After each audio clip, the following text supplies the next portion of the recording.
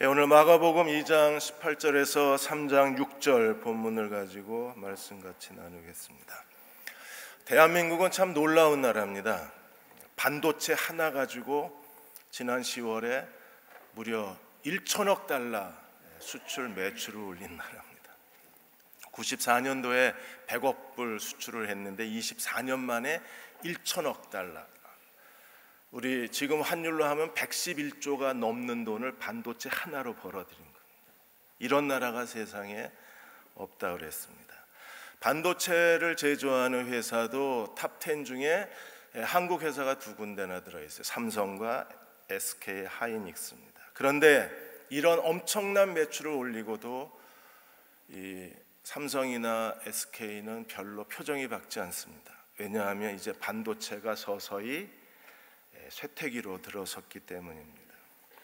글로벌 시장 조사 업체인 IC 인사이트의 보고서에 의하면 지난 올해 1, 2분기에 이 반도체 성장률과 매출이 20%였어요. 3분기 때에는 10%입니다. 4분기 때에는 6%로 떨어집니다. 이제 서서히 반도체의 비수기 시대로 진입을 했다는 증거입니다. 휴대폰도 마찬가지입니다. 스마트폰도 우리 전 세계에서 삼성이 스마트폰 제조 1위 회사입니다. 그런데 전 세계의 스마트폰 출하량이 지난 분기에 무려 8%가 줄었어요. 삼성만 13%가 줄었습니다. 서서히 스마트폰 시대도 포화 상태가 돼서 더 이상 이제 발을 뻗을 데가 없는 거예요. 그래서 삼성도 한국 경제도 이제 새 포도주를 새 부대에 담아야 할 변화의 시대가 됐습니다. 한국 정치도 놀라운 변화가 일어나고 있습니다. 한국 경제도 이제 새로운 변화의 시대를 맞았어요. 우리 모든 사람들의 삶의 가치관도 이제 변화되어져서 새 포도주를 새 부대에 담아야 합니다. 물론 교회도 계속해서 새 포도주를 새 부대에 담는 끊임없는 개혁이 우리 안에 있어야만 합니다. 주님은 이미 새 포도주를 새 부대에 담기 시작하셨어요. 중풍병자를 향해서 주님이 내 죄사함을 받았느니라 선언하셨어요. 이미 구약에서는 성전에서 제물을 드려서 제물의 피를 가지고 죄사함을 받았는데 이제 주님은 새 포도주를 새 부대에 담기 시작하셔서 누구든지 그리스도를 믿는 자들은 그리스도로 말미암아 죄 용서함을 받는 시대가 시작이 되었습니다. 그리고 오늘 또 다른 새 포도주 새 부대를 우리에게 설명하고 있습니다. 2장 18절에서 22절까지 먼저 금식에 대한 논쟁이 일어났습니다. 2장 18절에 요한의 제자들과 바리새인의 제자들이 금식을 하고 있었어요. 그러자 어떤 사람이 와서 예수께 질문을 했습니다. 요한의 제자와 바리새인의 제자들은 금식하는데 어찌하여 당신의 제자들은 금식하지 아니하나이까? 이 사람들은 조금 전에 예수님이 세리 레위의 집에서 주님의 식탁 교제를 나누었을 때 주님께 와서 이렇게 비난했습니다. 어찌하여 세리와 죄인과 식사를 하느냐? 이제는 다시 예수님께 와서 어찌하여 당신의 제자들은 금식하지 아니하느냐? 밥을 먹어도 어찌하여, 밥을 안 먹어도 어찌하여. 왜 금식하지 않는가? 당시의 유대인들은 세 종류의 금식이 있었어요. 하나는 모든 전 국민이 레위기 16장에 있는 것처럼 속죄일이 되면 다 국민들이 다 금식을 하고 하나님 앞에 속죄의 마음을 가졌습니다. 또 바리새파와 같이 엄격한 신앙의 규율을 가진 사람들은 일주일에 2번씩 금식을 했어요. 둘째 날, 다섯째 날 금식을 했습니다. 그리고 메시아가 오기를 갈망하는 어떤 부류의 사람들, 특별한 종교 집단들, 여기서는 바리새인의 제자, 요한의 제자 같은 사람들은 메시아가 오기를 갈망하고 금식했던 사람들이 있어요. 이 사람들은 스가랴 예언의 말씀을 따라 금식했어요. 스가랴 8장 19절에 그들이 어떻게 금식했는가를 이렇게 설명합니다. 만군의 여호와가 이같이 말하노라. 넷째 달 금식과 다섯째 달 금식과 일곱째 달 금식과 열째 달 금식에 1년 중에 4달을 그들은 금식하며 메시아가 오기를 기다렸어요. 메시아가 오면 어떤 일이 벌어질까요? 유다 족속에게 기쁨과 즐거움과 희락의 절기가 되리라. 금식의 달들이 예수님이 오시면 뭘로 바뀌어요? 기쁨과 희락과 즐거움의 절기로 바꿀 것이라고 예언을 했습니다. 예수님이 메시아십니다. 그리고 메시아가 이 땅에 오셨습니다. 그러므로 이제 금식이 멈추고 금식했던 사람들이 어떻게 해야 하나요? 하나님 앞에 기쁨과 즐거움과 희락의 절기를 지켜야 합니다. 이미 메시아가 이 땅에 오셨음에도 불구하고 여전히 요한의 제자, 바리새인의 제자들은 금식하고 있는 거예요.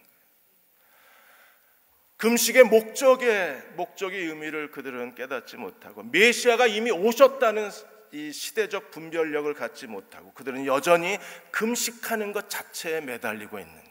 그래서 예수님이 오늘 결혼식 비유를 드신 겁니다. 19절에 예수께서 그들에게 이르시되 혼인집 손님들이 신랑과 함께 있을 때 금식할 수 있느냐? 신랑이신 예수님이 오셨습니다. 그러므로 지금은요, 혼인집 결혼식에 즐거움을 나누어야 될 때입니다. 신랑과 함께 있는 동안에 금식할 수 없습니다. 그러나 20절에 언젠가 예수님이 체포당하시고 십자가에 죽으실 때, 그때는 제자들이 금식을 해야 합니다. 모든 게 때에 알맞아야 아름다운 겁니다. 그래서 예수님이 2가지 비유를 하신 거예요. 21절에 생배 조각을 낡은 옷에 붙이는 사람이 없습니다. 왜냐하면 생배 조각에 수축하면서 낡은 옷을 해지게 만들기 때문에, 그럼 옷감을 못 쓰게 만듭니다. 그리고 22절에 새 포도주를 낡은 가죽 부대에 넣는 사람이 없습니다. 새 포도주가 발효가 되고 가스가 차면 단단해진 낡은 가죽 부대가 터져서 포도주를 못 쓰게 될 거예요. 그러므로 새 포도주는 새 부대에 넣어야 합니다. 오늘 우리가 하나님 앞에 섬길 때 구약의 낡은 종교 관습이 아니라 예수 그리스도가 우리에게 가르쳐 주신 하나님의 나라의 가치관과 하나님 나라의 교훈을 따라서 우리가 주님을 섬겨야만 합니다. 우리가 단순히 종교 행위자가 아니라 하나님이 우리에게 무엇을 원하시는가를 알고 우리 자신이 새 포도주를 담을 수 있는 새 가죽 부대가 되어야만 합니다. 이번에 영국의 크리스찬 투데이지에서 미국의 일리노이주에 있는 하비스트 바이블 채플의 이 맥도널드 목사님의 이야기를 기사로 실었습니다. 이 목사님이 교회가 그 시카고랜드라는 지역에만 7개 캠퍼스가 있어요. 지역교회 예배당이 7개가 있습니다. 그렇게 미국에서 급성장하는 교회 중에 하나였는데, 목사님의 관심은 얼마나 많은 사람이 모이느냐에 있는 게 아니라 거기에 있는 이 바이블 채플 성도들이 얼마나 하나님 말씀으로 사는가를 확인해 보고 싶었어요. 주님이 우리에게 주신 말씀이 무엇입니까?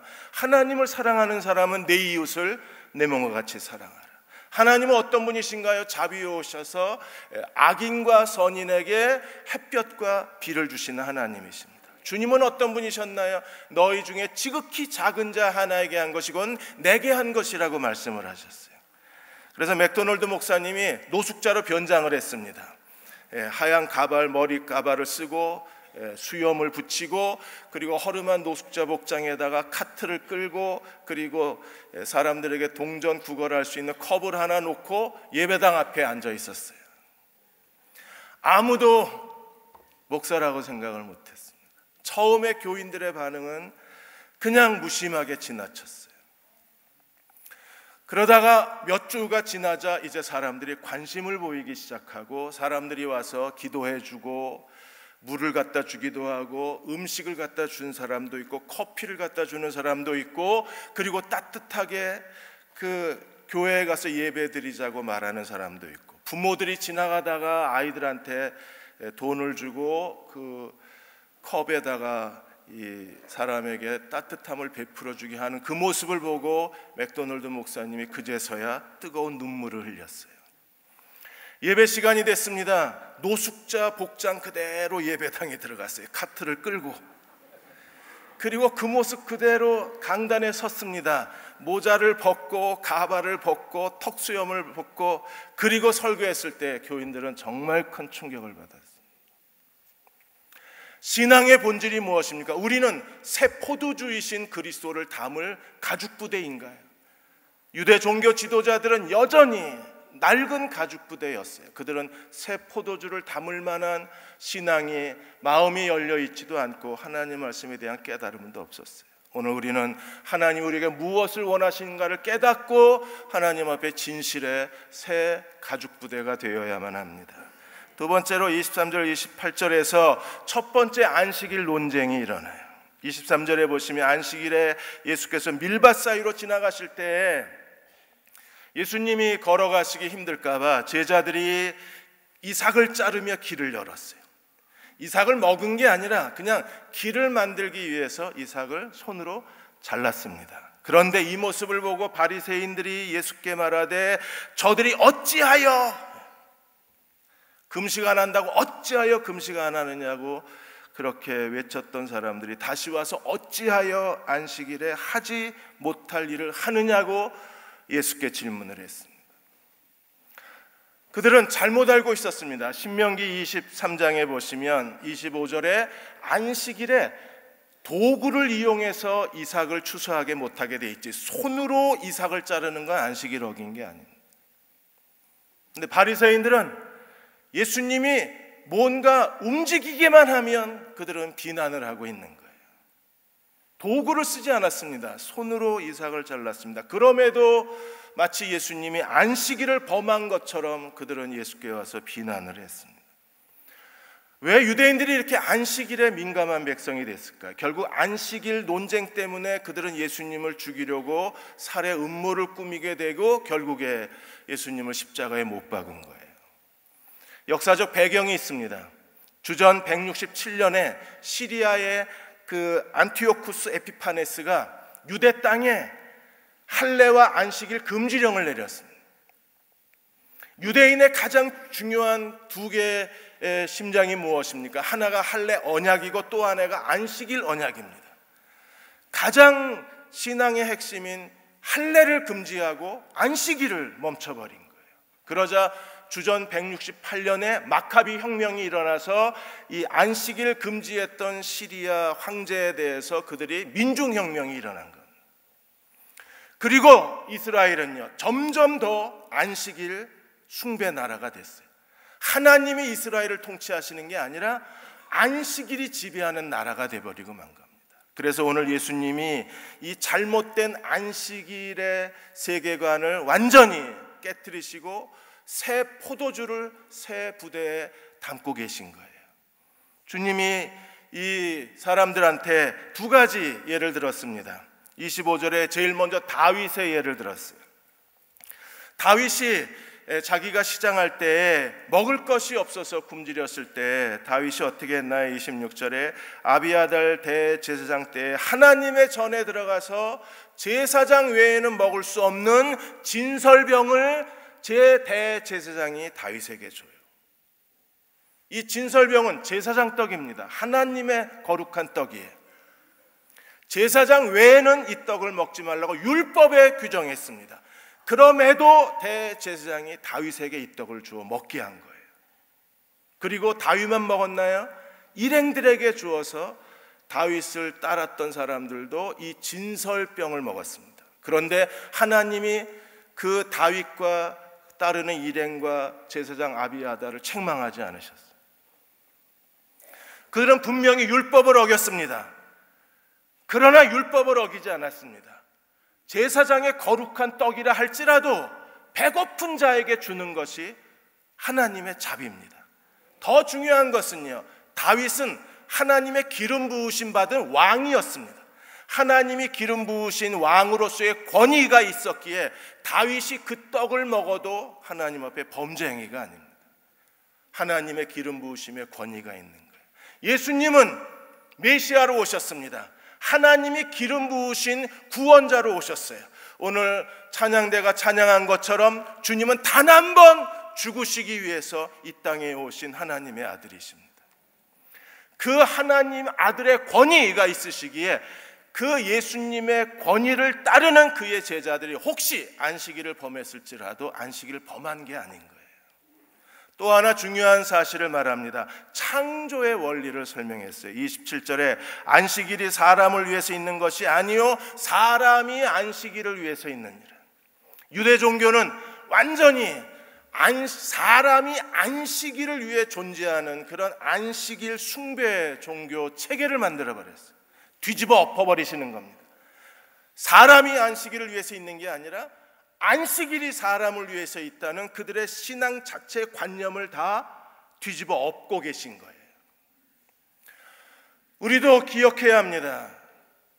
안식일이 우리를 위해서 있는 거지 우리가 안식일을 위해서 있는 게 아닙니다. 주님이 이렇게 말씀하실 수 있는 권한이 어디 있어요? 28절에 그러므로 인자는 안식일에도 주인이라. 예수님이 안식일의 주인이라는 말이 무슨 뜻이에요? 안식일이 예수님이 창조하신 겁니다. 그리고 그 안식일의 정신을 만드신 분도 예수님이신 거예요. 인간이 하나님 창조의 6째 날에 태어났어요. 인간 창조의 첫날이 하나님의 7째 날 쉬시는 안식일이었습니다. 그러므로 인간 창조의 첫 번째 날이 하나님의 안식입니다. 오늘 주일 예배 드린다고 우리가 안식일을 지켰다고 말할 수 없어요. 오히려 안식일의 주인이신 예수 그리스도 안에 거하고 예수 그리스도를 붙잡고 예수 그리스도와 함께 사는 사람들이 진정으로 안식일을 지킨 사람들입니다. 김장한 목사님이 매년 경건생활 365일이라는 책자를 펴내고 계십니다. 그 올해 경건생활 365일 내용 중에 그 작곡가이며 바이올린 연주자인 비발디에 대한 일화를 책에 써놓으셨어요. 누가복음 1장 49절에 능하신 이가 우리에게 큰 일을 행하신다는 말씀을 가지고 이 비발디 이야기를 하셨어요. 이 비발디가 세계 최고의 바이올린 연주자가 세계 최고의 스트라디바리우스 바이올린을 가지고 연주한다는 이 포스터가 빈 여러 도시에 이 포스터가 붙였습니다. 그러자 많은 사람들이 최고의 연주자가 최고의 바이올린을 가지고 연주한다는 말에 그 연주회장이 가득 찼습니다. 비발디의 연주는 정말 감동적이고 아름답고 그리고 놀라웠습니다. 그러나 사람들은 그 연주자의 연주보다 더 그 스트라디바리우스의 이 바이올린의 그 선율에 더 깊은 감동을 받았습니다. 연주가 끝난 다음에 이 비발디가 갑자기 그 비싼 바이올린을 땅바닥에 내려놓더니 발로 밟아버렸습니다. 거기에 있던 사람들이 다 충격을 받았습니다. 저 비싼 바이올린을 발로 깨트려 버리다니 다 놀라서 술렁거리고 있는데 비발디가 이렇게 얘기했습니다. 우리는 좋은 악기를 가져야 좋은 음악을 연주할 수 있다는 이런 고정관념을 갖고 있는데 오늘 여러분을 속여서 죄송합니다. 내가 깨트린 것은 아이들 연습용 바이올린입니다. 비싼 악기여야 아름다운 음악을 연주할 수 있다는 그 고정관념을 음악하는 사람도 청중들도 이 생각이 바뀌어져야 합니다. 그렇지 않으면 연주자들은 더 비싼 악기를 구입하려고 하고 사람들은 연주자보다 그 비싼 악기에 더 중요성을 두기 때문에 오늘 여러분들한테 이런 모습을 보인 것을 용서하시고 중요한 것이 무엇인지 한 가지만 기억해 달라고 비발디가 요청을 했습니다. 우리도 마찬가지입니다. 우리는요 더 나은 인생을 살기 위해서 끊임없이 자기 능력을 키웁니다. 그러나 그보다 더 중요한 게 있습니다. 안식일의 주인이 내 인생의 주인이시고 우리가 예수 그리스도에게 붙어있는 사람이 될 때 우리는 더 유용한 하나님의 사람이 될 수 있습니다. 주일 예배를 드리는 것만큼 더 중요한 게 무엇입니까? 안식일의 주인이신 예수 그리스도를 사랑하고 예수님께 붙어있고 예수님의 손에 붙들린 바 되어야 그래야 우리 인생에 비로소 안식이 올 수 있다는 사실입니다. 안식의 의미는 휴식입니다. 안식의 의미는 자유입니다. 안식은 해방입니다. 그럴 때 우리는 비로소 그리스도 안에서 진정한 자유를 얻을 수 있습니다. 마지막으로 3장 1절에서 6절까지 안식일에 또 다른 치유 사건이 일어났습니다. 3장 1절에 예수님이 다시 가버나움 회당에 들어가셨을 때 한쪽 손이 말라버린 사람이 그 가운데 있었습니다. 한쪽 손 마른 사람이 회당에 있었다는 것보다 더 충격적인 사실은 3장 2절에 바리새인들이 예수를 고발하기 위해서 안식일에 그 사람을 고치는지 엿보고 있었다는 사실입니다. 이 유대 종교 지도자들은 점점 더 악한 모습을 드러내고 성난 얼굴을 드러내 보입니다. 그들이 제일 먼저 예수님이 중풍병자에게 죄사함을 받았다고 선언하셨을 때 그들은요 속으로만 수군거렸어요. 도대체 이 사람이 누군데 이런 신성 모독 발언을 하느냐. 말도 못했습니다. 속으로만 그들이 생각을 했습니다. 그러다가 예수님이 레위의 집에서 세리와 죄인들하고 식사를 하자 그들이 그제서야 처음 질문을 했어요. 어찌하여 세리와 죄인하고 밥을 먹느냐. 그리고 그들이 요한의 제자들이 금식하지 않는 걸 보고 그들이 예수님께 나와서 18절에 왜 어찌하여 금식을 하지 않느냐고 질문을 했어요. 그리고 24절에 어찌하여 안식일에 하지 못하는 일을 하느냐고 노골적으로 예수님을 비난하기 시작하던 이제 이번 사건으로 말미암아 3장 6절에 그들이 예수를 죽이려고 살해 음모를 꾸미게 됩니다. 예수님이 이걸 아시고 어떻게 하셨나요? 3장 3절에 손 마른 사람을 아예 한가운데 세워서 다 보게 했어요. CCTV 다 찍고 거기 회당에 있는 사람들이 다 스마트폰으로 촬영하고 그러는 가운데 예수님이 한가운데 세워놓았어요. 그리고 질문을 하셨습니다. 뭐라고 질문하셨어요? 4절에 안식일에 선을 행하는 것과 악을 행하는 것, 생명을 구하는 것과 죽이는 것 어느 것이 옳으냐 그랬어요. 유치원 애들도 다 하는 상식적인 질문을 하신 거예요. 인간이라면 생각 있는 사람이라면 안식일에 선을 행하는 것, 악을 행하는 것 어느 게 옳겠습니까? 여러분도 대답을 안 하시는군요. 바리새인도 대답을 안 했어요. 유치원을 좋은 데 나와야 돼요. 바리새인도 잠잠했습니다. 이 쉬운 질문에 그들은 대답을 안 해요. 생명을 구하는 것과 죽이는 것 어느 것이 옳으냐. 안식일에 해야 될 가장 중요한 일이 생명을 구하는 거 아닌가요? 선을 행하는 게 생명을 구하는 겁니다. 어쩌면 바리새인들은 잠잠했다 그랬어요. 대답을 하지 않으면서 이렇게 생각했을 겁니다. 한쪽 손이 말랐는데 그게 뭐 죽을 병도 아닌데 왜 거기다가 생명과 죽음을 갖다 이야기하는가. 너무 과장되다고 얘기할 수 있어요. 과장되나요? 하나님 나라가 하는 일이 무엇입니까? 하나님 나라는요 사람의 인생을 회복하는 겁니다. 나병 환자를 깨끗게 하고 중풍병자 누워있는 사람을 일으켜 세워서 자기 인생을 자기 발로 걸어가게 만드는 게 하나님 나라가 하는 일입니다. 메시아가 하는 일이에요. 안식일에 해야 될 중요한 일이 무엇입니까? 선과 생명입니다. 그 사람이 스스로 자기 인생에 스스로 자기를 책임질 수 있는 사람으로 세우는 게 그게 안식일 정신인 거예요. 그렇다면 손 마른 사람이 그 한쪽 손이 마른 것 때문에 인생이 불편하고 한쪽 손이 마른 것 때문에 그는 사람들에게 무능한 사람이 되고 한쪽 손이 마른 것 때문에 정상적인 사회생활을 못하는 겁니다. 안식일은 뭐예요? 무능한 사람으로 하여금 하나님 앞에 자기 인생을 책임질 수 있는 사람으로 만드는 게 안식일 정신입니다. 예수님이 그들이 질문을 했는데 대답하지 않으니까 5절에 그 마음의 완악함을 탄식하시고 주님이 분노하셨다 그랬어요. 신학자 마컬스는 말하기를 이 바리새인들의 완고함이 마치 애굽의 바로를 닮았다 그랬습니다. 바로도 마음이 완악해져서 하나님이 자기 백성을 계속 해방시키라고 요구했는데 바로가 거절한 것처럼 바리새인들은 하나님의 뜻이 뭔지 알면서도 왜 대답을 못해요? 몰라서 대답을 못하나요? 아니요, 알아요. 뭐가 옳은지 알아요. 그러면서도 대답을 안 하는 거예요. 그래서 완악하다 그러는 거예요. 하나님의 뜻을 알고 하나님이 뭘 기뻐하시는지 알면서도 의도적으로 하나님을 거부하고 있는 겁니다. 그래서 예수님이 어떻게 하셨죠? 공개적으로 주님이 치유하셨는데 그 사람에게 이르시되 내 손을 내밀어 하시니 그 사람이 손이 회복이 됐습니다. 다른 데하고 주님이 치료하신 게 달라요. 다른 데서는 어떻게 하셨나요? 만져서. 나병 환자는 그 피고름이 흐르는 그 더러운 몸뚱이를 예수님이 손을 뻗어 만져서 치료를 하셨어요. 그런데 왜 이 손 마른 사람은 말로 치료하셨을까요? 율법에 보면 안식일에 환자를 손으로 만져서 치료하면 율법을 어긴 거예요. 근데 말로 치료하면 율법을 어긴 게 아니에요.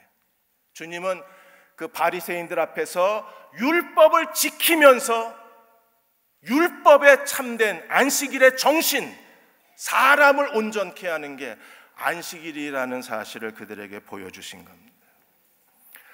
이 일로 말미암아 3장 6절에 바리새인들이 곧 나가서 누구와 그들이 연합을 했어요? 헤롯 땅. 전에는 바리새파 사람들이 절대 얼굴도 쳐다보지 않았던 사람들이 헤롯 땅 사람들입니다. 헤롯 땅은 그 당시에 갈릴리하고 베레아 지역의 분봉왕 헤롯 안티파스가 왕이었었는데 헤롯 왕에게 사형권이 있어요. 그러니까 바리새인들이 예수님을 죽이려고 사형권이 있는 헤롯 땅을 찾아가서 그들이 정치적 결탁을 하고 예수를 죽일 음모를 꾸미게 된 겁니다. 우리는 새 포도주를 새 부대에 담는 지혜로운 그리스도의 종들이 되어야 합니다. 과거의 낡은 관습을 가지고 우리가 주님을 섬길 수 없습니다. 안식일의 주인이신 그분이 내 인생의 주인이십니다. 우리가 그리스도를 붙들고 그리스도를 의지할 때 그분은 내 인생의 안식일이 되셔서 내 인생에 망가지고 깨지고 그리고 헝클어진 인생을 다시 온전케 만들어주시는 분이 안식일의 주인이신 하나님의 아들 예수님이십니다. 우리가 주님께 나아갔을 때 주님은 다시 내 인생을 새 포도주로 만드시고 내 인생을 새 가죽 부대에 담아주실 수 있는 분이 바로 예수님이십니다. 많은 전 세계 그리스도인에게 사랑받는 싱어송라이터인 돈 모엔 이분이 얼굴도 잘생겼지만 그분이 만든 노래는 모든 그리스도인들이 다 사랑을 합니다. 그분이 만든 노래 중에 오늘 선 목사님하고 함께 불렀던 나의 가는 길이라는 찬양이 있습니다. 이 나의 가는 길, 그분이 내 길을 만드시는 분이신데 나의 가는 길을 이 곡을 만들게 된 배경에 대해서 이번에 크리스찬 투데이지에 그분이 인터뷰를 하셨습니다. 아주 슬픈 이야기가 있었어요. 어느 날 장모님에게 전화가 왔는데 그 돈 모엔 목사님 사모님의 동생 처제 가족이 스키 여행을 갔다가 돌아오는 길에 대형 교통사고가 나서 아들은 차 밖으로 튕겨나가서 즉사하고 그리고 두 부부와 아이 하나는 중상을 입는 사고가 일어났어요. 돈 모엔 목사님 부부는 너무나 충격을 받았습니다. 정말 신실한 그리스도의 종이었는데 그 사고로 인해서 온 가족이 더 회복될 수 없는 불행의 늪에 빠진 거예요. 이제 비행기를 타고 그 처제 부부를 위로하기 위해서 비행기를 타고 가던 중에 돈 모엔 이분은 어떻게 내가 위로해 줄 수 있을까? 그리고 혼자 묵상하다가 이사야 43장 19절 말씀이 떠올랐어요. 내가 새 일을 행하리라. 내가 사막에 길을 내고 광야에 강이 흐르게 하리라.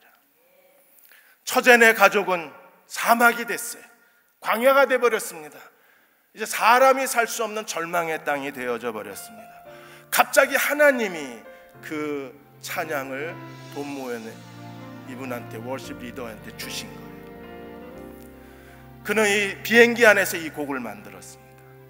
그리고 가서 슬퍼하는 그 가족들 앞에서 자기가 처음 하나님이 주신 그 노래 나의 가는 길을 그 가족들 앞에서 불렀습니다. 가사는 이렇습니다. 나의 가는 길 주님 인도하시네. 그는 보이지 않아도 날 위해 일하시네. 하나님은 오늘도 우리를 위해서 일하시는 분이십니다. 누구나 다 어느 날 이유도 알 수 없는 절망을 경험할 때가 있고 삶이 송두리째 흔들릴 때가 있습니다. 갑자기 직장을 잃어버리거나 이혼을 하거나 가족을 잃어버리거나 건강을 잃어버리거나 우리가 계획했던 일들이 제대로 풀리지 않을 때 누구나 다 갑자기 내 인생이 사막이 된 것 같고 내가 혼자 광야에 버려진 것처럼 느낄 때가 있습니다. 그럴 때 하나님은 여전히 보이지 않아도 우리의 사막에 길을 만들고 계신 분, 광야에 강물이 흐르게 하신 하나님, 우리가 하나님께 가까이 가면 하나님의 손길을 볼 수 있습니다. 그분은 여전히 우리의 길을 인도하고 계신, 광야에서 길을 만드시고 계신 분이십니다. 매일 우리로 하여금 사랑과 힘을 주시는 하나님이십니다. 이 시간 우리가 이 찬양을 보시면서 저희 교회 왔던 마커스가 찬양을 보시면서 조용히 눈을 감고 오늘은 먼저 기도하는 시간입니다. 하나님, 내 인생을 맡아주십시오. 내게 안식일을 허락하여 주옵소서. 내게 희망을 더하여 주옵소서. 새해를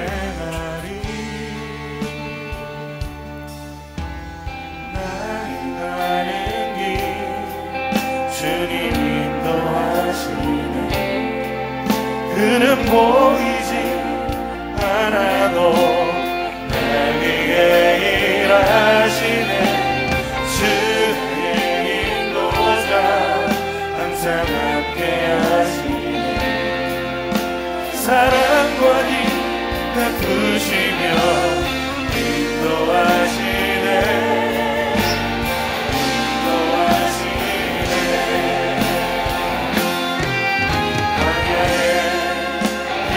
만드시고 사막에 가 만드신 것 보라. 하늘과 땅 변해도 주의 말씀 영원히 내 삶 속에 새 일을 행하리.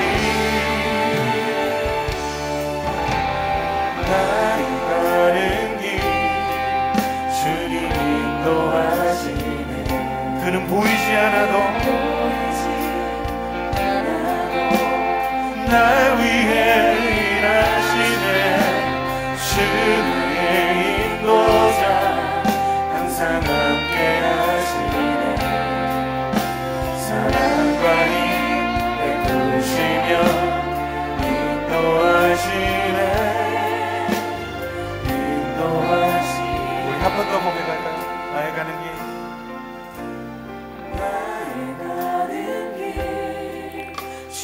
하나님께서 우리의 기도를 들으실 것입니다. 이 찬양 마지막까지 들으시면서 기도하십시오. 하나님, 나는 길을 잃어버렸습니다.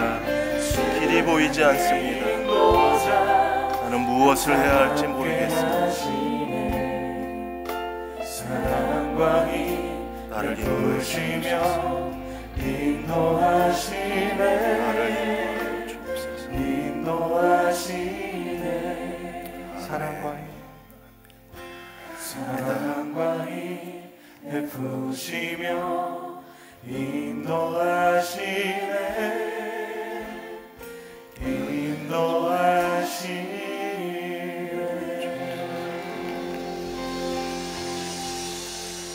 다 일어나셔서 446장 1절만 부르시고 축도하겠습니다.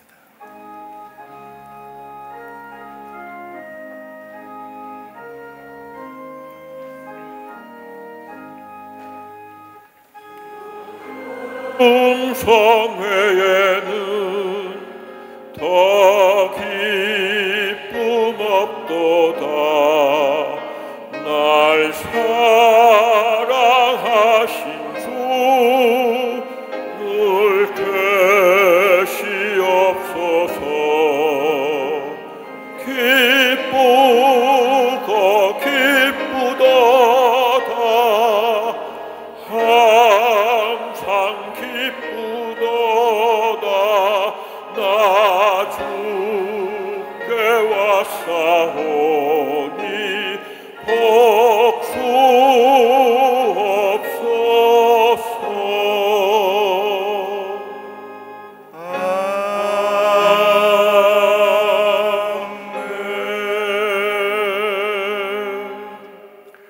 하나님께서 광야의 길을 만드시고 날 인도하시는 걸 보게 하여 주옵소서. 사막의 강을 만드시는 하나님을 만나게 하여 주옵소서. 날 위로하시고 내 길을 인도하여 주시고 사랑과 힘을 종들에게 베풀어 주옵소서. 지금 우리를 죄에서 구원하신 우리 주 예수 그리스도의 은혜와 하나님 아버지의 그 크신 사랑하심과 성령의 위로하고 도우신 은혜가 오늘 함께 11월 첫째 주일 예배드리고 돌아가는 모든 교우와 가정과 자녀들 위에, 이 민족과 이 땅의 모든 교회 위에 지금부터 영원히 함께 하시기를 간절히 축원하옵나이다. 아멘.